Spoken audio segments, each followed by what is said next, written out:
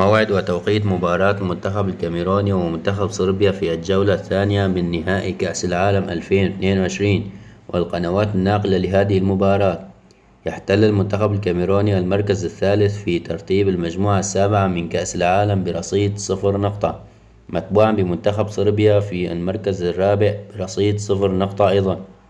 ستواجه الكاميرون صربيا في الجولة الثانية من دور مجموعة نهائي كأس العالم يوم الاثنين 28 نوفمبر 2022 على ملعب الجنوبي في حدود الساعة 11 صباحا بتوقيت المغرب وتونس والجزائر، 12 ظهرا بتوقيت مصر، الساعة 1 ظهرا بتوقيت السعودية وقطر إن شاء الله.